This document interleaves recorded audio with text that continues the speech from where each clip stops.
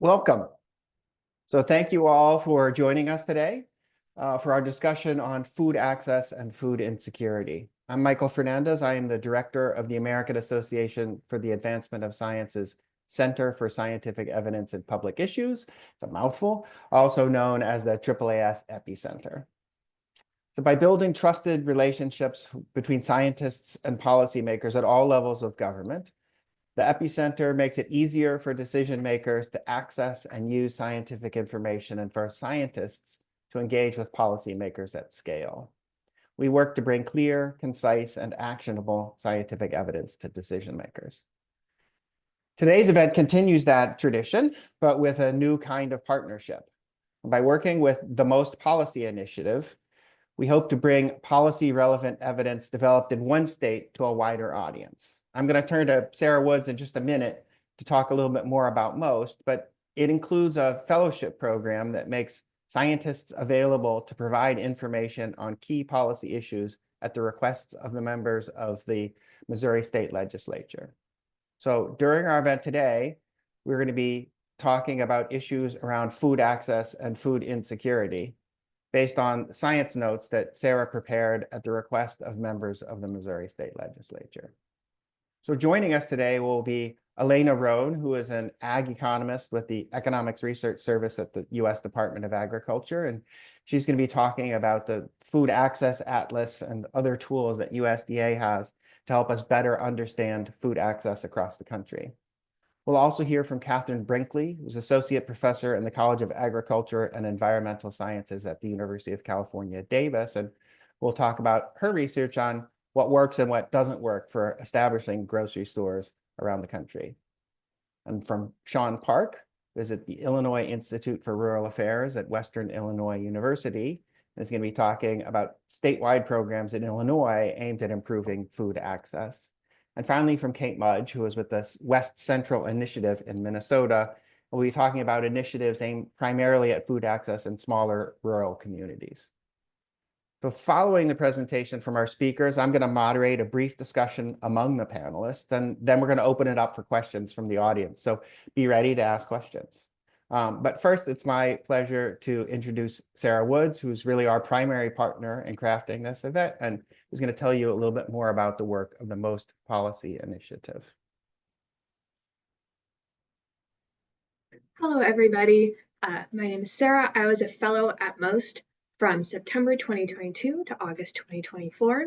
MOST is a nonpartisan organization that provides research services to the Missouri State Legislature. So they come to us with policy questions, and we research the scientific literature, government reports, and the information available to help them make evidence-informed decisions. We don't provide any recommendations. We just say, this is the information that's out there. Here is the answer to your question. While at MOST, I was asked the question, how does urban agriculture impact food deserts? Which spawned a set of 3 different research briefs answering the questions, what is a food desert and how does it impact food insecurity? How can communities increase access to food? And do farmers markets and urban agriculture decrease food insecurity in food deserts? These briefs are available in the chat if anybody's interested. While doing this research, I learned a lot about food insecurity and access and the different strategies available to address this issue. And there's a lot out there. We chose to focus on one strategy for this presentation, which is grocery access. It's not the only strategy, but if we talked about all the options out there, we would be here for a very long time. So all to say,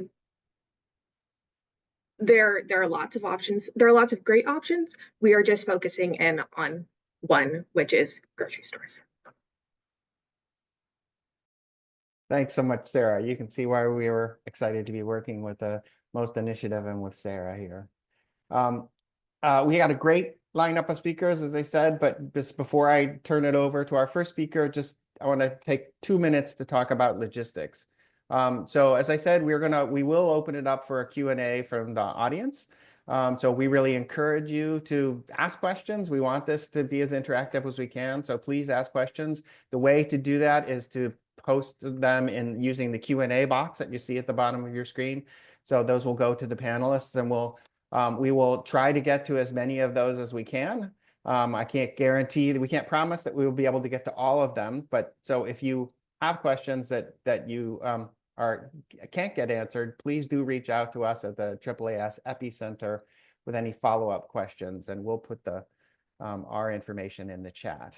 For those of you who are attending the webinar live, you will receive a follow-up email with a link to the recording.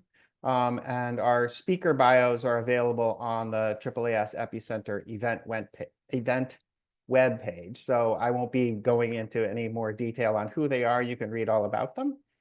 And then lastly, I do right now want to ask in advance for your participation in a survey at the end of today's discussion. Will take like 2 to 3 minutes to complete. It's anonymous, and your responses are really, really helpful for us in knowing whether we're meeting your information needs. As I said, this is kind of a new format for us, a new approach, and so we're really interested in getting your feedback on what works and what doesn't work. And if you have there is an open-ended question at the end. If you have topics that you think would be interesting for another event like this, please include those in your responses as well. So thank you again all for joining us today. And now it is my pleasure to turn it over to Elena Rohn, the U.S. Department of Agriculture's Economic Research Service. Take it away.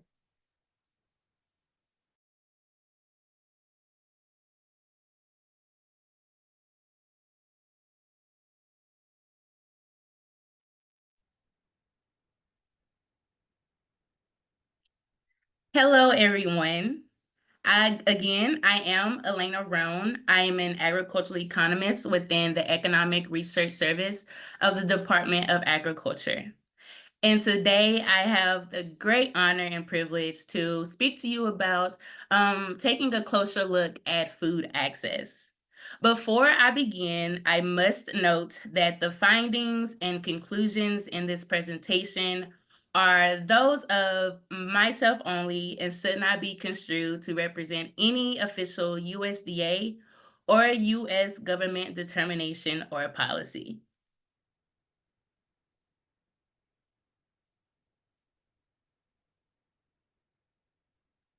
Food store access is important because limited access to retailers selling healthy and affordable food may make it harder for some Americans to achieve food security and a healthy diet. Limited food store access impacts between 5 to 17% of the U.S. population.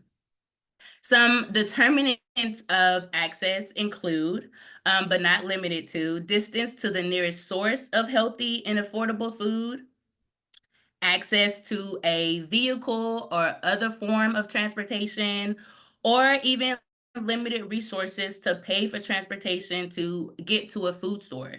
These factors could impact the choice of stores at which an individual or household chooses to shop for food, the time and monetary cost a household or an individual chooses to travel to shop, and also the frequency that a household or individual may do their shopping.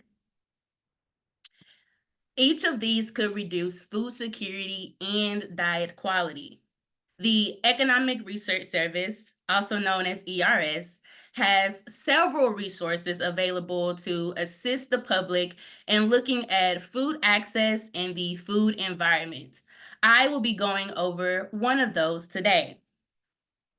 And to help understand how many people and communities and neighborhoods may be impacted by limited food store access, the ERS created a mapping tool and the data within it, and we call it the Food Access Research Atlas.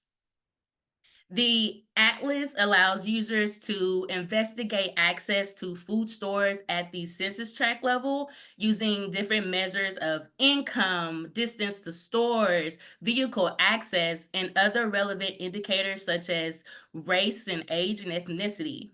It also provides maps and data that can be viewed, downloaded, or even presented and printed for your own purposes. And with the help of the Food Access Research Atlas, policymakers, community planners, researchers, media, and the general public can identify communities that have limited food store access and help target where programs or policies may be the most needed. Food store access is measured at the census tract level, which are subdivisions of a county. Census tracts are similar to the size of a neighborhood, so you can kind of think of it as that, a census tract being the size of the neighborhood that you live in. And there are two components to our census tract measure. You have low income and you also have low access. Low income and low access is measured separately, with the overlap of these tracts that are both low income and low access comprising low income and low access census tracts. The low income component of our definition is defined using poverty rates and median family income within a neighborhood. Our low access status of a tract is measured 4 different ways. 3 of these are measured based solely on how far people in the census tract are far from the nearest supermarket, supercenter, or large grocery store. These 3 different measures vary by the distance marker used. Half mile and 10 miles, 1 mile and 10 miles, or even low access at 1 and 20 miles. So for example, the low access census tract at the 1 and 10 miles measure are census tracts where there are a significant number or share of the population that live far from a food store. They live more than 1 mile if it is an urban area from the nearest food store, or more than 10 miles if it is a rural area census tract. And the other distance markers follow that same pattern. The 4th measure considers vehicle access. It's slightly more complex measure, but it incorporates vehicle access directly into the measure. At ERS, we know that vehicle availability is an important measure of how readily a household can access a food store. In fact, ERS has found that most households drive their own vehicle to do their regular food shopping. So you can kind of understand why we wanted to create a measure that also includes vehicle access. So you may be wondering about the term food desert. Has USDA stopped using the term food desert? The term food desert has definitely been a past way to name low income and low access areas. Since 2013, ERS has used the term low income and low access to designate areas with limited access to healthy foods, as it more accurately reflects what is statistically measured in the Food Access Research Atlas. So now let's shift our focus to what we have found so far. We're going to shift our focus to state level estimates. This map illustrates a share of low income and low access census tracts by state in 2019. So again, these are low income census tracts where there is a significant number or share of the population that live more than 1 mile in an urban area, or more than 10 miles if in a rural area from the nearest food store. One distinct regional pattern you can see on this map is that most states with a high share of low income and low access census tracts are in the South.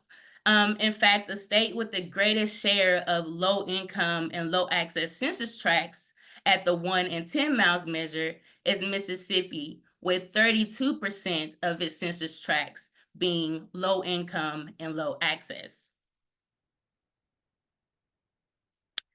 There are about 34 million people living in urban low income and low access census tracts, and about 4.6 million people living in rural, low income, and low access census tracts in 2019.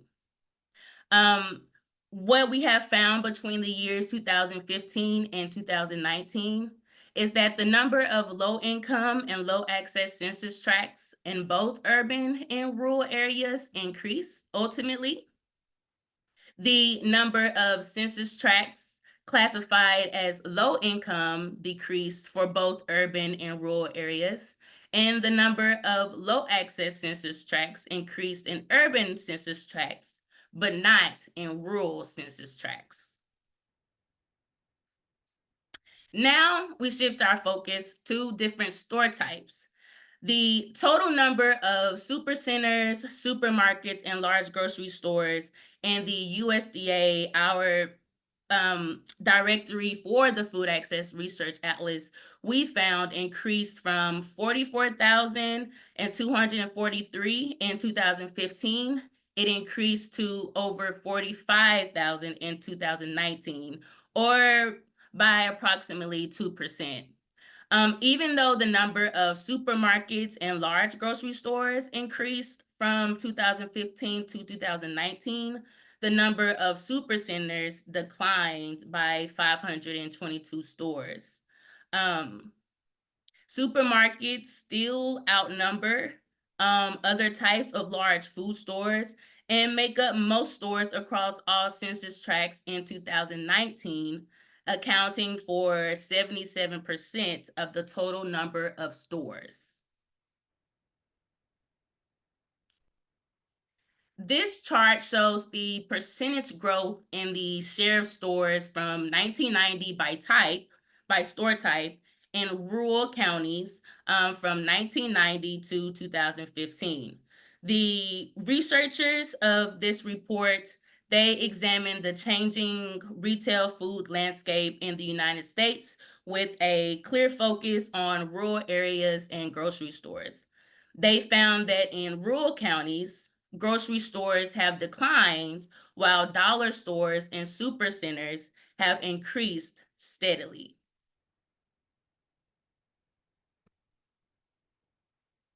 And this concludes my presentation.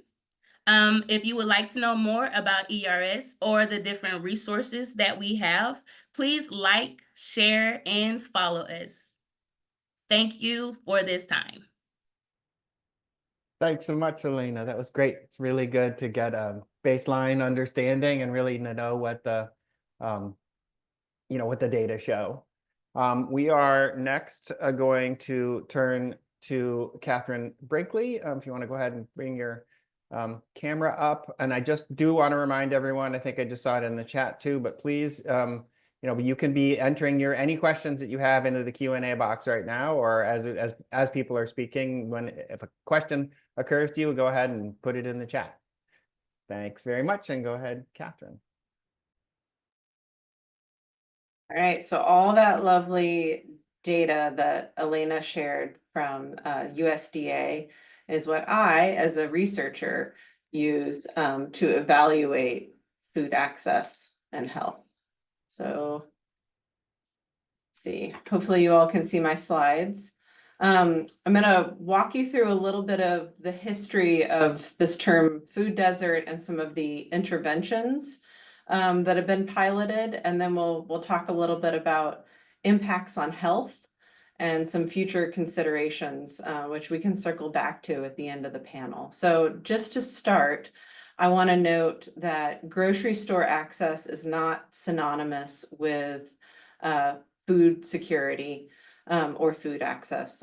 Logically, you could live right next door to a grocery store and not be able to afford the food there. So access has a lot to do with income.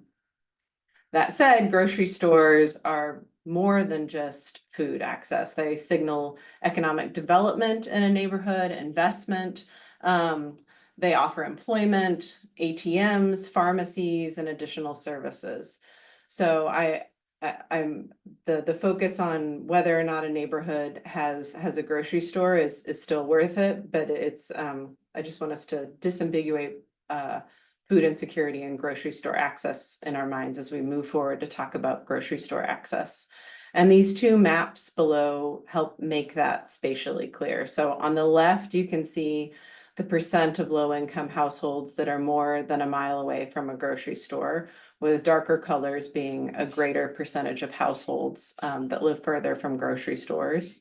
And then on the right, you can see a map that looks at food insecurity healthcare costs, with a concentration of food insecurity around the southern states and in the Mississippi River Delta area.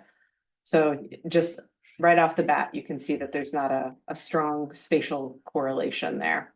That's not to say that grocery stores don't matter for local neighborhood well-being. Noticing that grocery stores do matter for employment, economic development, signaling amenities in a neighborhood, the Food Trust, which is a nonprofit organization based in Pennsylvania, organized a study in 1992. And this study really mapped which neighborhoods had grocery stores and which didn't. And their findings helped motivate a task force, which leveraged public and private funds to launch the Pennsylvania Fresh Food Finance Initiative. And this initiative was seeded with $175 million, and it was able to finance 88 different projects. The folks who ran this program included a broad portfolio of grocery stores. So they financed both regional chains as well as cooperative grocery stores and nonprofit grocery stores. They also included grocery stores in rural, urban, and suburban areas. So that diversity is really wonderful because it allowed scholars like myself to say, okay, well, which intervention worked?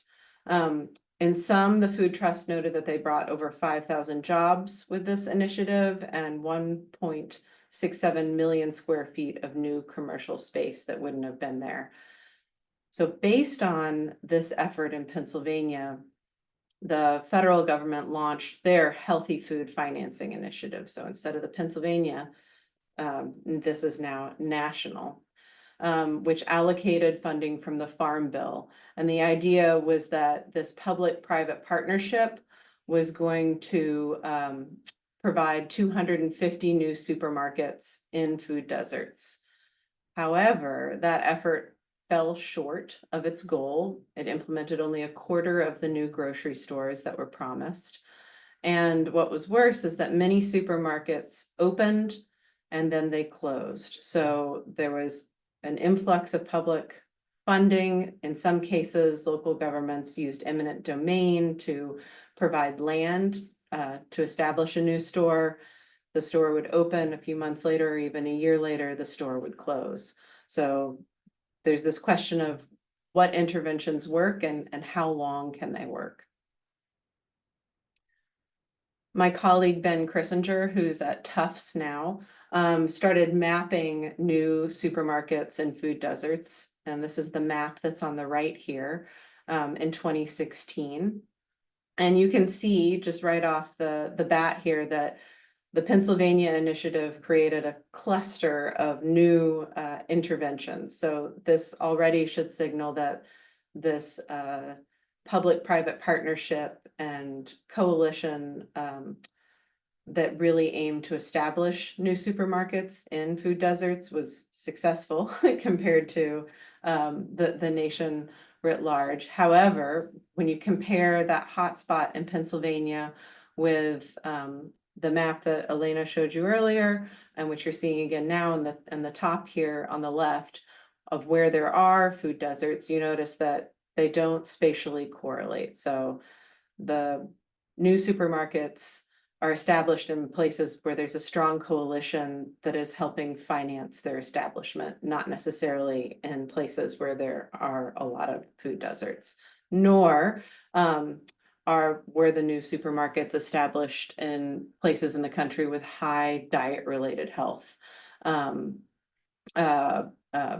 and food insecurity. So that would be diabetes or obesity, which is the map on the lower left-hand side.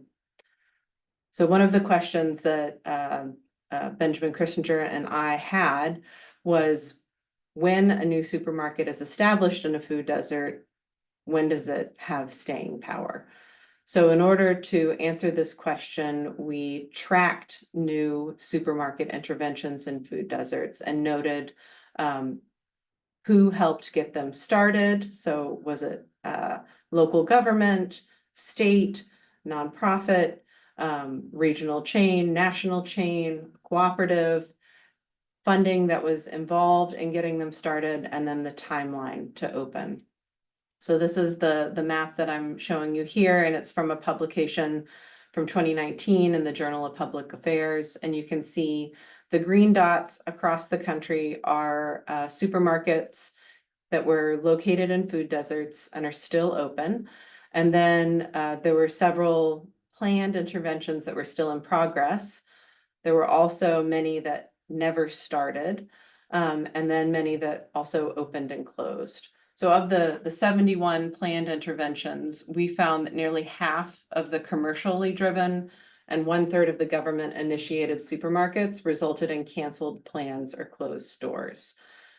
This compares to the cooperative grocery store model and nonprofits, all of which were able to open and to stay open. So this should make you think about what type of intervention would be helpful in your local community, and which one has staying power. I will note that the cooperative grocery stores often took a longer time to launch, and part of that is because their fundraising model was to get a lot of buy-in and investment from the community because they are a cooperative. So if you're wanting a quick intervention, there's one route. However, it might be associated with more risk of closures. And then I also want to point out that when we did this follow-up study, you can see the outcomes from Pennsylvania on the map here, where stores were open, some were never started, some were closed, and there's another hotspot in Illinois, which one of our next panelists will talk about what happened there and what we can look forward to going forward. So some of the reasons for failure. I would say the main reason that a grocery store might open and then close and have all of this public-private interest and investment was because the long-term market prospects aren't there. So for example, this is an example from Dallas, Texas, where the city council secured $2.8 million in public funds for a local developer to build a supermarket. However, the grocers noted that it would be very risky because of the lack of purchasing power. So this gets us back to that first slide as we think about what food access and what food security means and who has purchasing power to sustain a grocery store long term. Another reason for failure, which I documented with Megan Horst and Shabashni Raj, who's now at University of Hawaii, was that some of the interventions lacked community support. So in the lower, in the right-hand side, you can see a red-lined map of Portland, Oregon, and redlining was a mortgage and loan policy which denied investment funds to certain regions in a city based on neighborhood characteristics, oftentimes race, oftentimes income. And then the picture right below that is folks who are gathered in a previously redlined neighborhood to protest a new grocery store opening. So you may wonder why communities that live in a food desert would protest a new grocery store that's going to make them not a food desert anymore. And the answer is that the store that's being proposed as an intervention isn't one that the local community wants to shop at. So it's really important to have that local buy-in for an intervention. In addition, one of the pieces that we uncovered for future consideration is that some of the grocery stores that opened and then closed would place a deed restriction on the property. So what this does is a grocery store could close, and then when they sell that property in the deed, they say no other grocery store can locate in this area. And the reason that some chains do this is to prevent competition, even in a place where they were not able to sustain a business. They want to prevent their competitors from edging in on their former territory. So what that leaves the neighborhood with is a building that's perfectly designed to be a grocery store. It has storage and parking and cold storage, and yet it can not be used for that purpose. So this is yet another consideration for local policymakers as they're thinking about long-term impacts of former grocery stores on neighborhood dynamics. So getting back to that first slide and thinking about food access and food security. This is another paper that was done with Shabashni Raj and Megan Horst, where we did a national scan of diet-related health as well as the built environment. So we were looking at, do you live in a food desert? Do you have a park? And we were also looking at median household income, race, and other socioeconomic characteristics. And the takeaway from this paper, which agrees with many other research studies, is that purchasing power matters more to food security than the built environment. So we found for every $10,000 increase in median household income for an area, you could expect nearly a percentage decrease in obesity and 0.75% decrease in diabetes. So diet-related health correlates to the ability to purchase food. We also pulled out outliers in this study. So we looked at places that were in food deserts and had better than expected diet-related health. And we interviewed folks, planners, local officials to understand where people were getting their food and why they might have better diet-related health, even though they lived in a food desert and had lower purchasing power. And we found there, this is unsurprising, but most folks who live in a food desert, their primary mode of obtaining food is bulk shopping. So they'll drive in rural communities, sometimes long distances, 2 hours. 90% of these jurisdictions that we looked into also had mobile vending options. So these would be selling food out of the back of a truck, seasonal food, street food vending. And I bring this up because when we're thinking about food access, there are other interventions to consider beyond supermarket interventions. So there could be interventions that allow more street food vending, which is often curtailed at the local level. So local municipal ordinances will limit farmers markets or street food vendors. We also found that a majority had seasonal farm to market options. Many of these communities relied on food banks, which there's a lot of really interesting work on how food banks are sourcing from local farms and providing healthy food. Gardening was prevalent, as well as other self-sufficiency methods like hunting and gathering. And interestingly, we did not find a food policy council in any of these jurisdictions that was fostering a concerted effort to intervene. So just some future considerations to think about as we move on with the panel. For economic development and the supermarket intervention model, cooperatives show staying power. They don't always have the same supports for getting established or being encouraged with tax incentives that would preference cooperatives. Beyond that cooperative model, community engagement is really critical to successful investment and an intervention that the community wants. And then as we step back from that supermarket intervention and really consider diet-related health, income is such a powerful moderating factor for whether or not a household can purchase healthy food. And then the images here on the right are 3 different food system plans that my research team has been involved in. The one is at the city level, another is at a county level, and then another is at a regional level. So there's multiple ways of wrapping our arms around the many different moving parts of a food system and thinking about how we want them to work together going forward. So with that, I'll end my presentation and turn it over to our next speaker.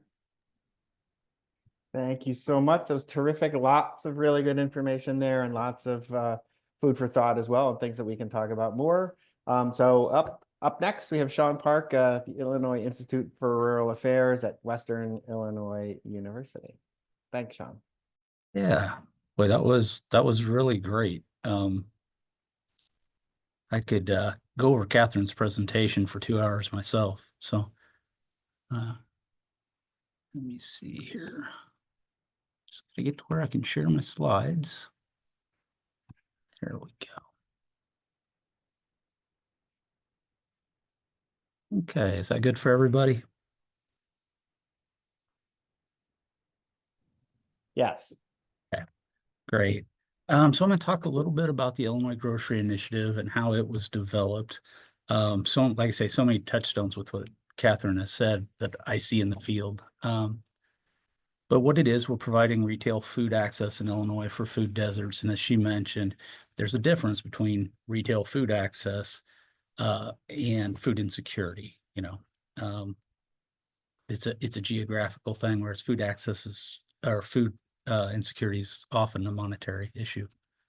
So I'm just going to do a little introduction, the need for assistance in these programs, Rural Fresh Markets, which was a predecessor for this, and then the IGI. I was going to go into municipally owned grocery stores. I don't know if we have time, but it might be of interest to some folks down the road, especially for policy interventions. So a little bit about me.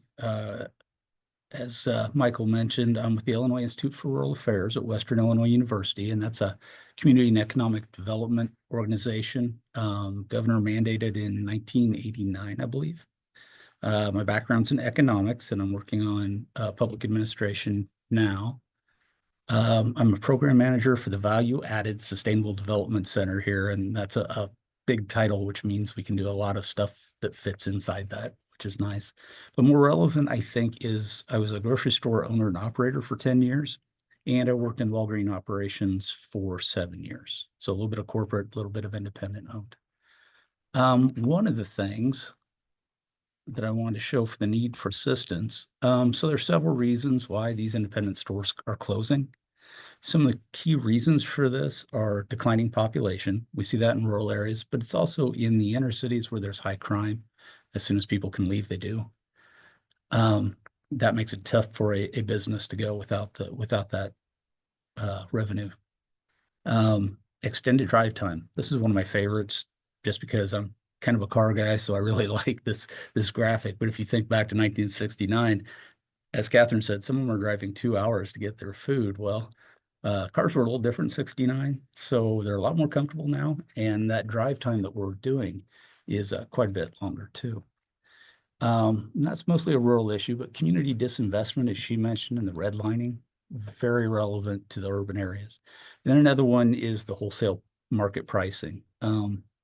There's basically an oligopoly type of structure where we have 2 or 3 businesses controlling more than half of the sales in any industry, especially in the food system. And we see that a lot in groceries with Walmart. There's the Kroger-Albertson merger that's under discussion now. So situations like that. And what we noticed here at the Institute is we were getting a lot of calls about rural communities losing their grocery stores. And my boss, knowing my background, said, well, what do you know about that? And I said, well, I can tell you why they're closing and why I sold mine. But as far as answers, we didn't really have any. And we came up with Rural Fresh Markets, which is more of a system of best practices. And those include reducing the energy and repair costs. So a lot of your independent grocers, they're working with 40 and 50-year-old equipment, very, very inefficient. And their bills for a small mom and pop grocery store can be $6,000 to $10,000 for utilities right now. And that really jumped in the last 3 years. adjusting their product mix to be more competitive. The way we eat now is not the same as we did 20 years ago. And independent grocers aren't aware of those trends in business. So they really don't keep up until people start asking, how come you don't have what Walmart has? So if we can let them know ahead of time what some of these things are, incorporating new and different revenue streams.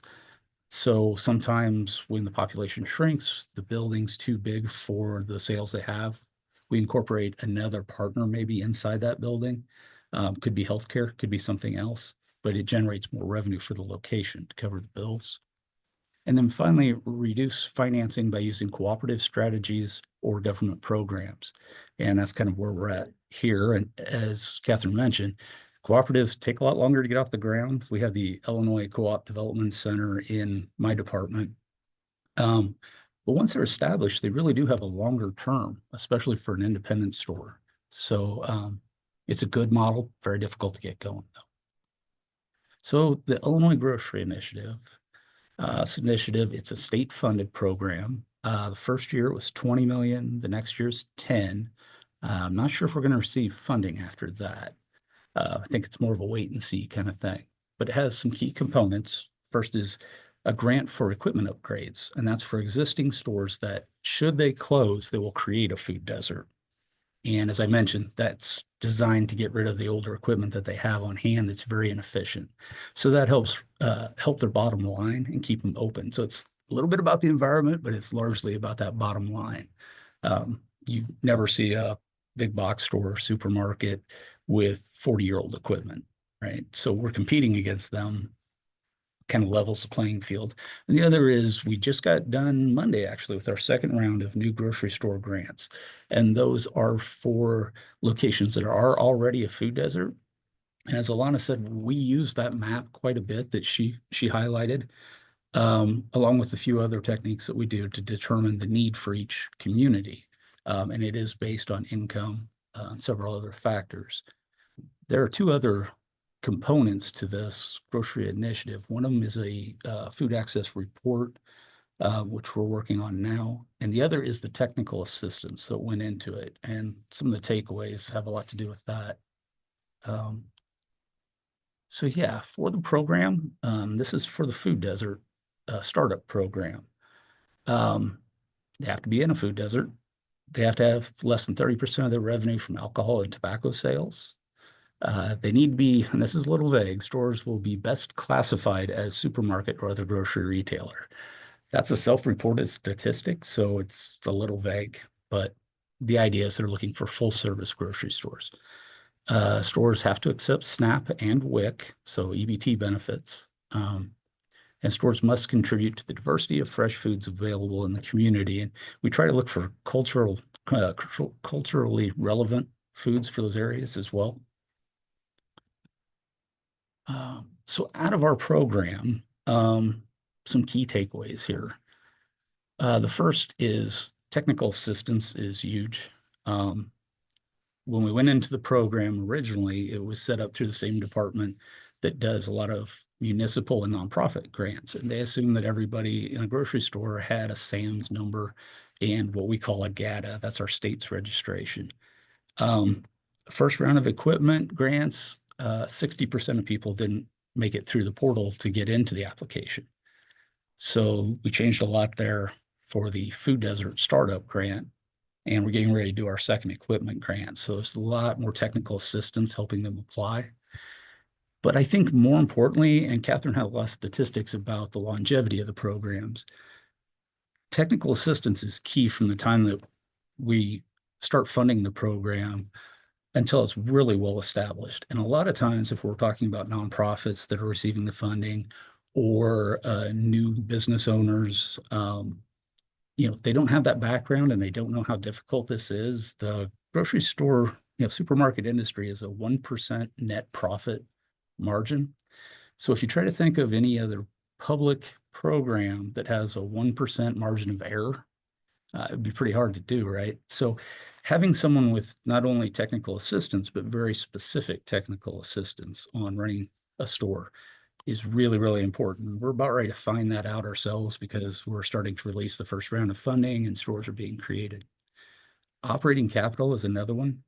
If you talk to most bankers, small businesses, number one reason for closing is they don't have enough operating capital. But with a grant, that's not something that's usually allowed in there. In this grant, it is, so that you're able to make a mistake or two and still be on track. Wholesale pricing, again, that's that barriers to entry. Most folks don't realize that, but some, especially your seasonal holiday items, can be twice as much of a cost for independent grocers than, say, for Walmart. And so that's something that has to be addressed. No matter what we do to decrease our profit, we're never going to meet that Walmart plan. And if Walmart's not going to go into these areas, we have to figure something else out. And then wholesale access. Many rural and urban areas can't get deliveries. And that's for a variety of reasons, mostly rural, it's geography. I have a colleague in North Dakota who put together a great program that they're still developing, but it's a hub and spoke because they couldn't get some of their direct store deliveries, say Pepsi, Coke, Frito-Lay, to actually go to the rural areas in North Dakota. And so they were trying to mail food to them. So that's a problem. And in the very urban areas, crime actually keeps some of these wholesalers from wanting to go there. We work with one wholesaler that simply told us we pulled out of Chicago because we had to have twice as many drivers to protect the load and to unload it. So that's understandable, but it's not acceptable for those locations. So that's kind of an overview. There's so many other things that I could go into about the program and about this topic in general. But if you have any questions, I know we're going to make the slides available, but you can always reach out to me at these contacts. The IllinoisGrocery.org is a new website that we're working on, still under development a little bit, but it's worth taking a look. We're going to add a lot more stuff, including our own map to it of areas using the same characteristics that USDA uses, but using health department information to get the most accurate current numbers we can. So. Thank you very much, Sean. That was terrific. Lots to think about, lots to talk about. I'm sure I know you have a million other things that we could talk about. So we'll have a good discussion. And again, to people listening in, please make sure to put in your questions in the Q&A. I see a few coming in, so please keep them coming. And we are going to turn last but not least to Kate Mudge with the West Central Initiative in Minnesota, talking about some initiatives in rural Minnesota. Thanks, Michael. Happy to be with you all today. I work as a rural initiative strategist with an organization called West Central Initiative. I will state first and foremost that my work is very hands-on, not specifically policy focused, but I'm excited to share my experience both living and working in a rural region about how we tackle food access and food insecurity. I worked in grocery retail for many years. I spent a decade working at a food bank, and I live on a farm in a town of about 350 people. So all of which is to say that food systems work is both highly personal and matters to me immensely. So next slide, please. So West Central Initiative is a unique organization in that we're both a community foundation and a planning organization.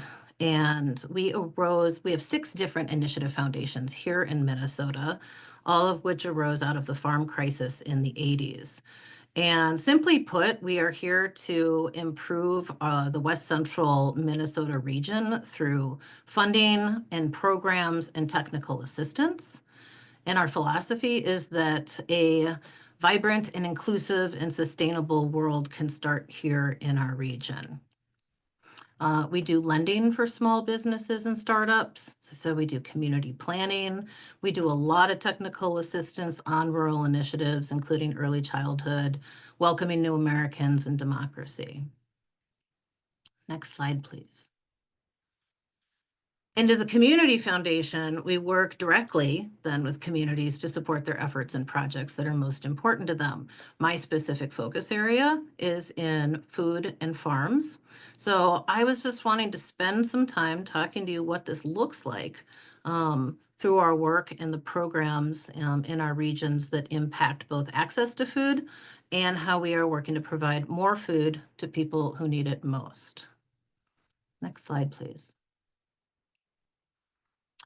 A neat project that I will never tire of talking about is the Growing Grant County project. We actually received funding through the USDA's Competitive Community Food Projects program. And this is a collaborative that was spearheaded by 2 high school agriculture instructors in 2 very small towns as a desire to create opportunities for their students to learn the art of butchering, growing food, and processing and preserving food.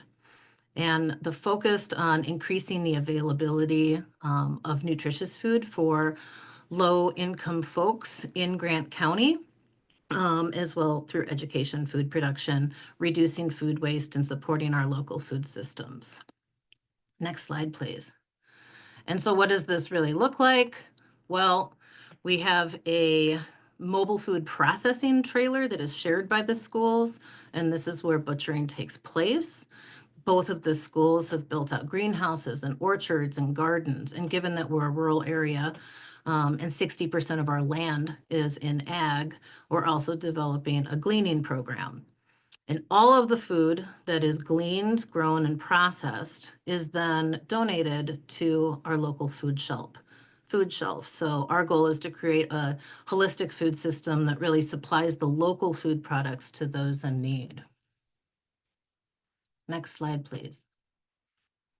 So why focus on food as a community foundation? Food is the great connector for us, especially in an agricultural region.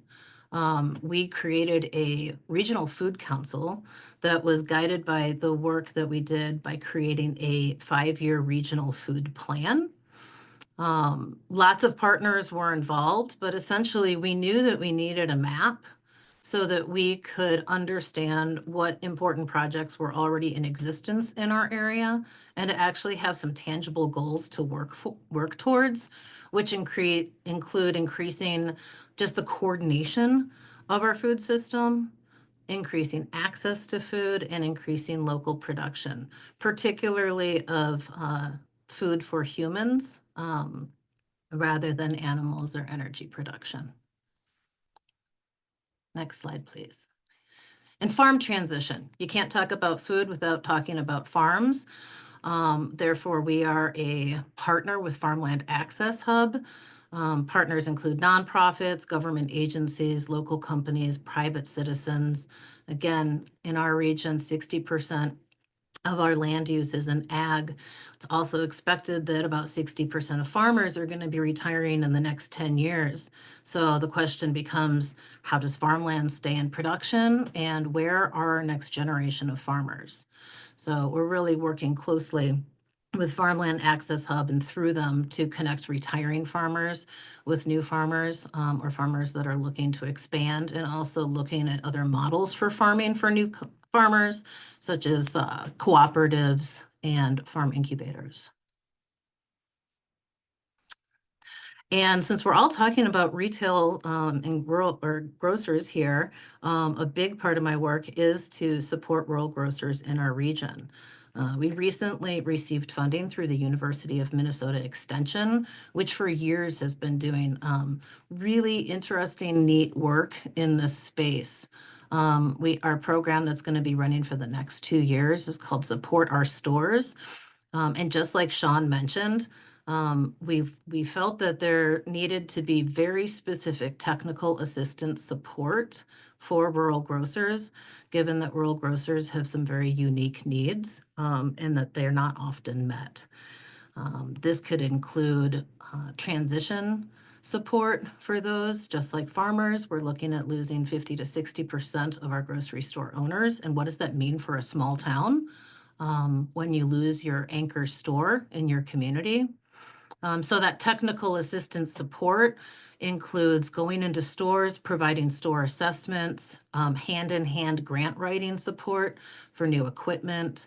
And we're also working to create a peer support network statewide in Minnesota for rural grocers. Next slide, please. And like others have said already, we're really well aware of the challenges that grocers face in general and specific to rural areas. We know that most of the folks in our region do have to drive 30 to 40 miles to their nearest store. And as I said, we expect this high turnover in grocery store ownership. One of the things that we've done is trained myself and some others to receive certification as a rural grocery transition specialist through Kansas State University. Again, to understand these unique barriers and challenges for grocers, and as well as to create a way for them to be able to connect with each other and solve their problems as a group. Doing this before stores get shuttered is of utmost importance. It's much easier to keep a store open than it is to attempt to reopen a shuttered store. Next slide, please. We also live in one of the most fertile regions of the country with the Red River Valley. And so it can be really difficult for us to understand how there are food deserts. So as part of our project, I mentioned this before, we are partnering with University of Minnesota Extension to develop an app. This is going to allow growers to contact us when they have food ready for donation. We're then able to create groups of volunteers to go out to the fields, glean, and get that food to people in need. And then food aggregation. Specific challenges in rural areas always include transportation issues, where to store food, how to store food. We don't have a food hub in our area. We have 2 suppliers within a 150-mile radius for our stores. So we're looking at things like financial support to help farmers markets. We're looking at a feasibility study for a food hub in our region. We help farmers markets both sustain and start up. So all types of things, just again, thinking of the not so sexy work of, moving food and storing food. And I think my last slide here is really just to kind of talk about the model that works for us is around partnerships and plans and people. I could spend all day talking about our list of partners, whether it's governmental, the university, service groups, whatnot. But really building the sustainable food systems requires a collective effort of partnership, a lot of strategic planning, and empowering communities to take ownership of their own food security. So I look forward to any questions that folks have around how we're doing this specific work here in West Central, and thank you for your time. Terrific. Thank you all so much, and everyone exactly on time too, which is shocking. So please, if you want to open up your, come back on camera, and we're gonna, I have 1,000 questions, and I'm sure there are more from the audience as well. And what I really want is encourage, conversation among you all. I'm going to ask a few questions to try to get that going, but there were lots of common themes coming across and lots of really interesting, avenues to explore. I guess we'll start off with a question for everyone.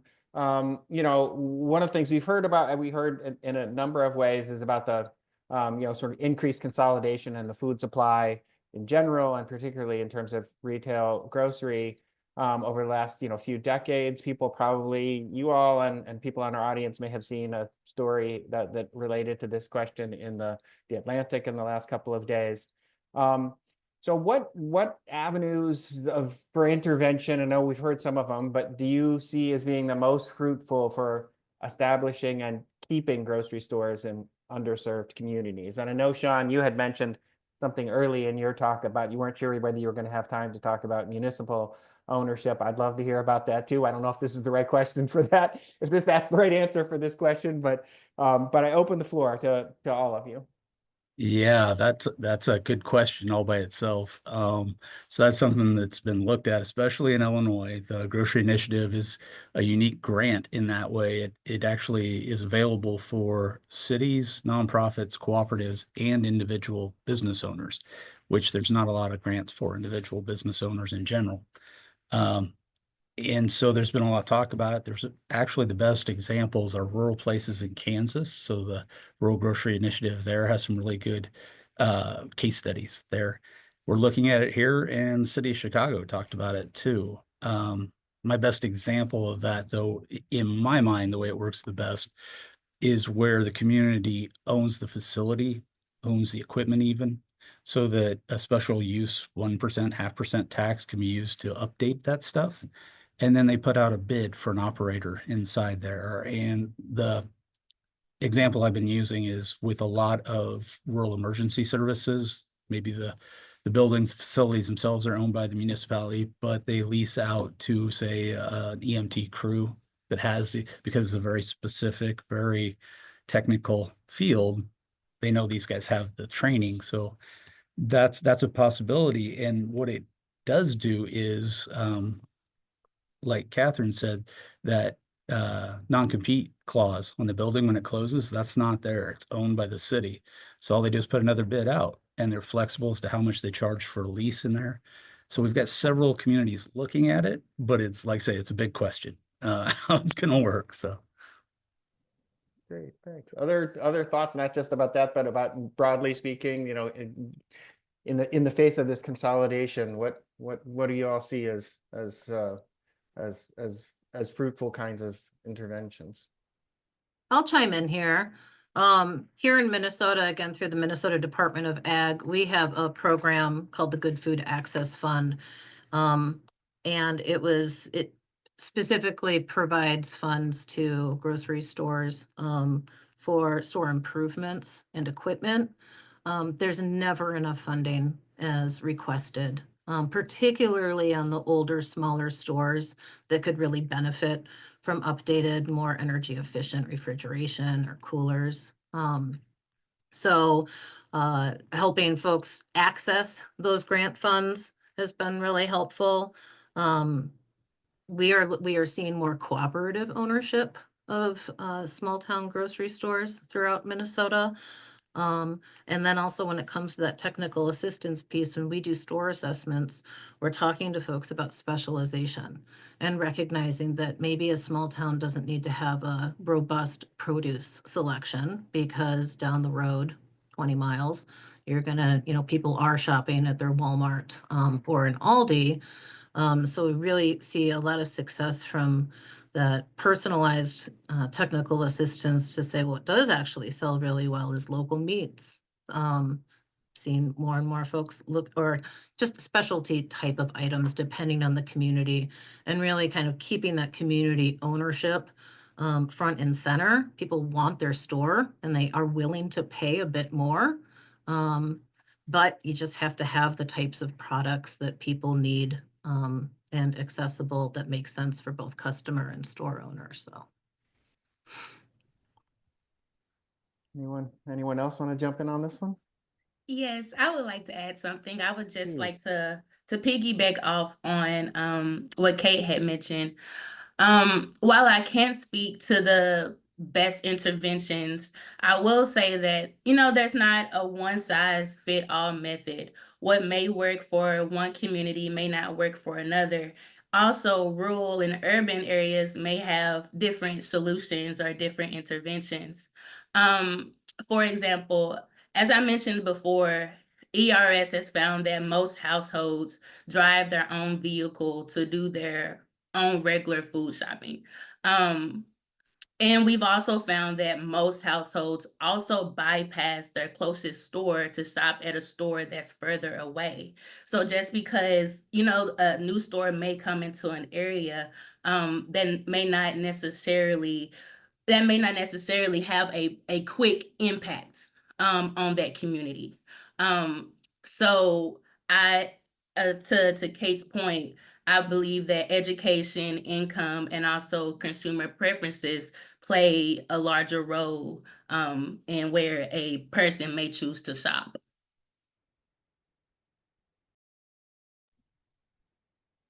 Great. Other thoughts? Please, Catherine.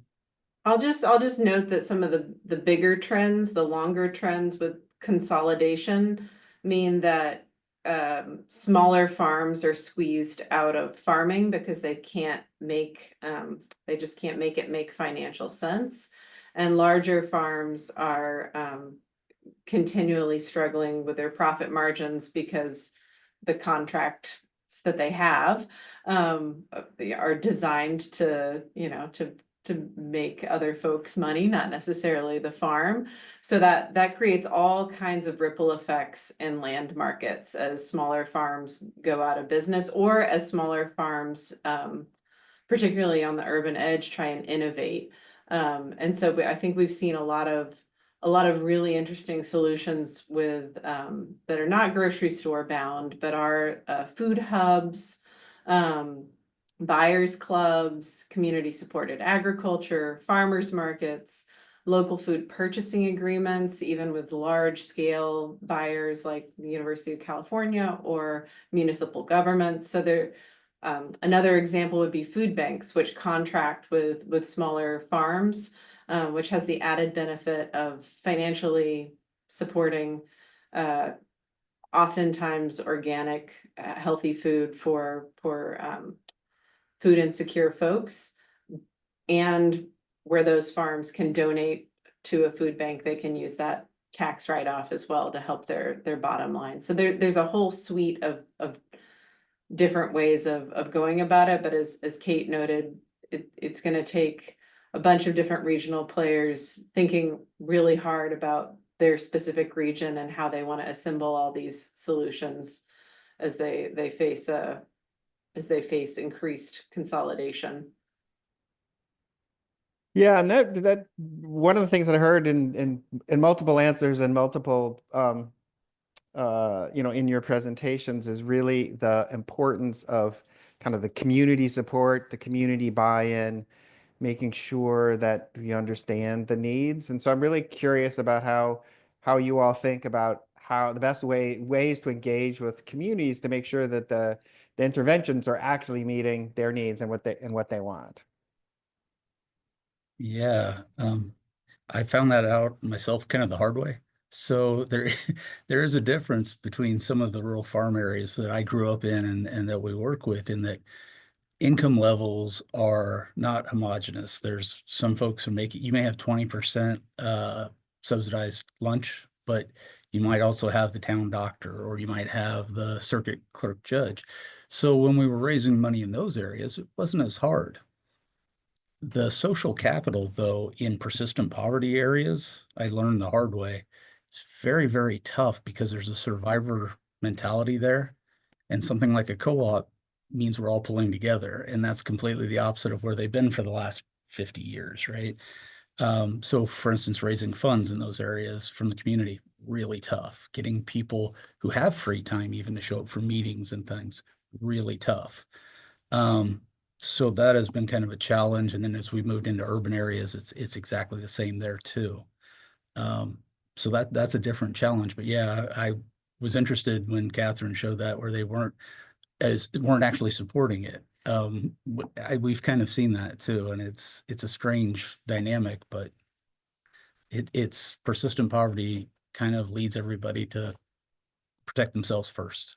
And so I'll just add a counterpoint to that, Sean. I'm going to plug my colleague Andrew Zitzer, who looked at a new cooperative in an urban neighborhood in Philadelphia and noted that yes, while low income folks are really strapped because being poor is a full-time job. I mean, often multiple jobs, kids, making rent. It takes a lot of mental space, but the grocery store cooperative was a wonderful entry point into civic engagement and helped socialize the concept of how to address your elected officials, how to get involved, how to have a voice in your commercial corridor and your neighborhood. And so again, that cooperative model had these additional benefits of raising the communities who had felt disenfranchised, who were disenfranchised intentionally, helping them effectively come to the table better. yeah, I'll drop that in the chat. Yeah, we did see that too after it took like twice as long to establish the store. But then all of a sudden, a few people on the co-op board were then running for city council and Wow. were on the school board. And I knew we were in good shape that way, or at least I felt like we were in good shape when we were supposed to have a meeting and they said, well, there's this housing issue going on in town. And so none of us are going to be able to make it because they were all working together to do that. So I thought that was really cool. That is very cool. Other thoughts on kind of community engagement questions? I know, Kate, that was something you brought up as well. I'm not putting you on the spot, but just. Yeah, I will say, I think we do a good job at West Central Initiative of not creating programs and bringing them out to community. We do instead do it in reverse. We see that there's an issue happening in a community and we kind of come in and see if we can be a helpful partner in that. I think that Growing Grant County project is a great example. We are an institution in our area that we can do grant writing and get funding through USDA that can then get funneled out, through our schools. Or when there's really innovative ideas, like we have a grocery store in a town of, I don't know, 300 people just directly south of where I live. And they're moving to a model where it's kind of a staffless grocery store. Think of a Sam's Club. Well, that's not a good idea or a good example. It's a membership model where you have a key fob and you can get into the store 24/7 in this small town. So, we'll kind of come out and really make sure that that kind of idea is promoted, possibly replicated, provide some funding for technical assistance for other stores that want to look at that as a possible solution. And then we do a lot of leadership training. We have recognized that we have like 400 positions, just local government, township boards, county commissioners, mayors in our region that need to be filled. And to everybody's point, like there's just not enough people with the time to do that. And so our leadership training really focuses on like building skills around grassroots organizing so that you can get involved in something that means something to you and get some lift to it by just learning some skills that might make it a little bit easier. So So we have some questions in the Q&A. I see some were being answered in writing, so thank you for that. But I'm gonna throw out a couple. So one question about the importance of site selection strategy and how that's often not discussed in food access study. This question also asks about sort of surveys of communities to evaluate store design and fit with the community. But I'm curious about thoughts about why, if you agree that site selection strategies aren't often, part of this, and why is that, or what how should we be thinking about that differently? Yeah, so we write pro formas for different stores. But that sales component on site selection is always really, really tough. And if anybody tells you it's 100% science, they're wrong. Working for Walgreens, I've seen that. We had two different stores opposite end of the city, and the one that was in a nicer neighborhood, we put a lot of money into. The other one actually did most of the business because, as it turns out, people picked their prescriptions up on the way home, not on the way to work. And they had to cross traffic to get to the one that we put all the money into. And that's a Fortune 500 company. So it's very, very difficult, that site selection. I did learn working in urban areas too, though my background I wasn't prepared for buses. And I said, well, what about this area? And they said, oh, grandma would have to carry her groceries through 3 bus stops, and that's probably not going to happen. So that's also important, that walkability. This is the question I'm not sure whether people are going to feel comfortable answering. Somebody may have just answered it. I can't tell. Catherine, but I'll put it out there for the rest of the group as well. Around the potential for tariffs to have an impact on imported foods from Canada, China, and Mexico, and how that might impact foreign, food access and grocery store viability. And how communities should be sort of preparing and thinking about that and advocating for themselves. If anyone wants to speculate. I think for the rural communities, it's going to be interesting. The last time we did that, we put a lot of subsidies into ag to keep those farms from collapsing because we got rid of all our exports. You start a tariff war, and we lost a lot of that. I actually had a farmer tell me that if it wasn't for those subsidies, and he referred to it as money directly from the administration, that he wouldn't have been able to go. So I think we're looking at that, and those are the guys that come in and shop for the groceries. So you're gonna have some problems in rural areas, I think.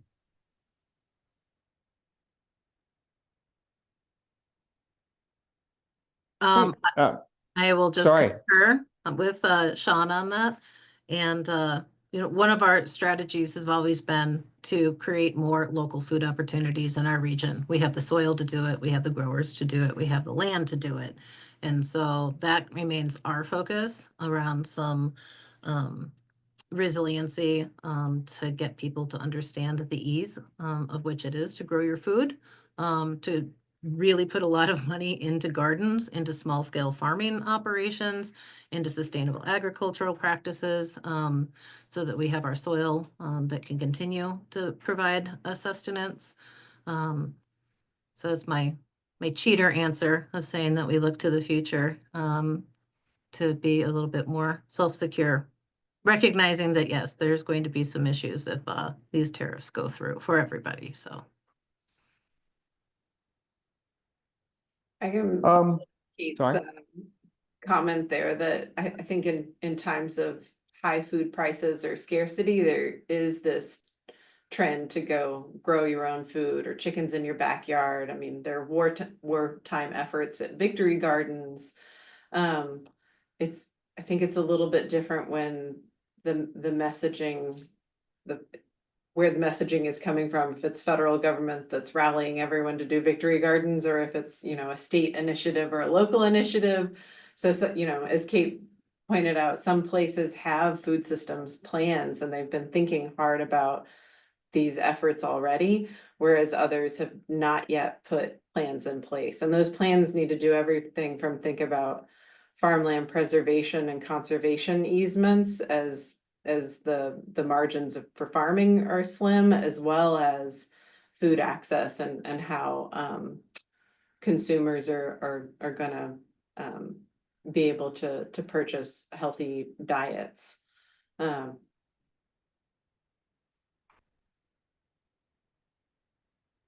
Great. I have a question. Please also keep them coming in the chat. But this is probably aimed at Sean and Kate, maybe mostly at you, but anyone else, feel free, of course. I'm kind of curious, like since you both are providing technical assistance, right? Are there any themes or trends in the kind of the technical assistance requests that you're seeing, the needs that you're seeing out there? And I guess part of the reason I'm asking that is thinking about it from are there any implications from a policy perspective in the sense of, okay, well, people are, yes, having a grocery is important, but there are these other kinds of technical support need to actually make that work. So I'm just curious if there's anything that calls out to you. Anyone else? I'll say, I mean, we tend to get questions around technical assistance because we offer programs that are gonna, provide a solution. So for instance, we have our own kind of in-house lending program, which is a very low interest rate for, funding equipment needs, or they're contacting us because we're pushing out the availability of grant funding through Good Food Access Program. I will say that I think the funding that we've received to do this peer support grocer network, that is, I would encourage every state to have something like this because it really isn't, as far as I'm aware, a national organization that kind of connects. I mean, there's Independent Grocers Association, but like these regional groups or statewide groups that these learning processes and support can be offered from grocer to grocer. So you don't always have to rely on somebody getting paid to do technical assistance. There's a lot of really a wealth of information in these folks' heads. And just providing some, the convening and facilitating of those discussions to figure out what is working best. I think this can be very isolating work It can be really sad work, working in grocery. And so just having that support network, if there's kind of one thing I can say, we're even doing trading swaps on equipment, you know. There's things that don't always cost a lot of money that you can implement in a store, that is really impactful, so. Yeah, I'd say Kate really hit it on the head where she's talking about the value of fresh meat, and you have that access there. One of the reasons we have trouble with local food is nobody eats in season anymore, so we're limited here, but meat in general is not. And one of the issues there, they were training folks to cut meat, and that's one of the ones we have too. It's a workforce development issue. Through the grocery initiative, we're looking at 9 stores opening up here, I think, in the next 18 months, maybe more. Takes a while. But they're all looking for meat cutters, and there's nowhere to go for that. There's no specific training. My dad was a meat cutter, and he says years ago there was the Toledo Meat School that you could go to. I don't think they have accreditation anymore. So that's definitely an issue. And the other one is the tech issue. I get a lot of calls from folks with small IGA grocery stores saying, look, through COVID, we couldn't do the online shopping. And I don't have the $50,000 to develop the software to do that at my store to match it with my inventory. And then it didn't help that through COVID, when they made SNAP available online, USDA saw fit to give that to Amazon and Walmart first. And the reasoning was they have the capacity to do it. And my reasoning was now no one else will, because you gave the guys that are already way ahead of everybody a jump start on it. You paid them to do what they were going to do anyway. So yeah, so that technology is an issue as well. Well, we have only like about 3 minutes left or so, a little bit more. I do want to, but you took me in a direction of a question I wanted to ask, which is probably will take longer than that to answer. But you know, we've heard a few different versions of sort of the challenges around policy interventions that are focused primarily on attracting big retailers. And I'm wondering if you could talk a little bit more from each of you or from your perspectives about what are some of the unintended consequences of that when if you the big retailers moving into a community. And so, I mean, you've given some examples, but I throw that out there since you mentioned that, John, right now. Yeah, we could talk a long time about the 4 Walmarts that pushed really hard to get in the Chicagoland area and lasted 3 years and closed, leaving massive food deserts there, all with subsidies, I'm sure. Or the dollar stores that pop in and push mom and pops out. And, as we had talked a while back, the dollar stores are great if they have nothing there. It can be a big thing for a small town if they have nothing there. But if they have something, it's going to push that out. And so the other thing about the development incentives, because we do a lot of community and economic development, those stores make their own decisions, and we really don't have much say, especially the very poor areas, both rural and urban. We don't have the money to try to woo in a Kroger, so they're going to make their own decisions. And I think that the money should be used as a catalyst for independent businessmen. Others, Catherine, Kate, Elena? I'll just say, I think there's an impetus for policymakers to want to move quickly, make big promises and move quickly. And if policymakers do that, then they're going to turn to large corporations who have the ability to move that quickly. But as Sean is pointing out, sometimes that means breaking the local ecosystem of stores, or moving too quickly, opening and then closing again. So there's something to going a little bit slower. And I'll say too, just to Edward's point and on the questions there about site selection. Again, this wanting to solve something quickly means that sometimes site selection happens behind closed doors without a fulsome debate about where these new stores are going to be put, who's already in those locations who may not want eminent domain used on their property, or have those, to have a brand new Walmart next door. So making sure that site selection is something that's a public conversation and that there's public buy-in, I think is critical to having the neighborhood appreciate the intervention as well. Because if you're a policymaker and you do something big and bold and wildly unpopular, that's not going to work out either. Yeah. I don't know, Eileen, I don't, oh, good, you coming up. I didn't want to put you on the spot because I don't, but this is of course not USDA policy, but if you have anything you want to weigh in on, please. Yes, thank you. I was just going to mention that in regards to Sean and Catherine's point about store entry, ERS actually found that dollar store entry affects rural grocery stores more than urban areas. Results actually show that when a dollar store opened in a neighborhood, independent grocery retailers were about two times more likely on average to exit the market. Also, not only about the store closing, but also about employment. Employment at independent grocery stores also fell, and sales also declined when a dollar store entry came into a rural rural area. Well, we are just about out of time. I want to thank you all again so much for this. I know there's more questions. There were more questions in the chat than we had time to get to. I'm sure I had more questions as well.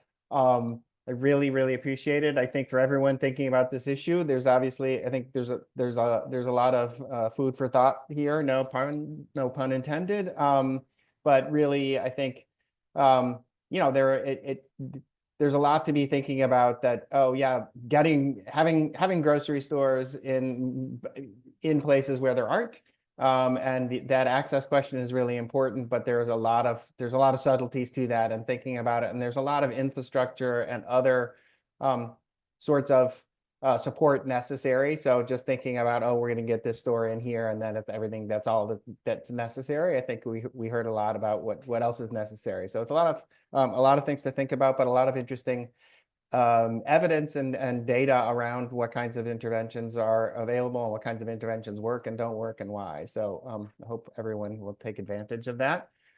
Before we close, I do need to say again, please take a couple of minutes to fill out our survey. Again, as I said, this is something that really helps us understand what's helpful and what's not helpful, and will help us plan more of these events. We want to do more of these, and we'd love to hear your feedback on what would work better and what kinds of topics you'd be interested in. So the link is in the chat. It will also pop up when you leave the Zooms, but please do that. And I guess we do have 2 minutes. If anyone has any last thing that they want to say, please jump in. I just had a question. I realized in the Q&A there were some questions directed to me that we don't have enough time for. Are you going to make our email contacts available if folks wanted to get in touch? Yes, if they should be on your, it's probably on your slides, right? Was it on your slides in your closing slide? Well, we will, yes. Okay, yeah, I'd love to We follow will up. make the slides available on our website, and there will be everyone's information will be available one way or another. Thank you. All right. So with that, thank you all very much. We appreciate it, and we look forward to another opportunity. Thanks. Bye-bye. Thank you.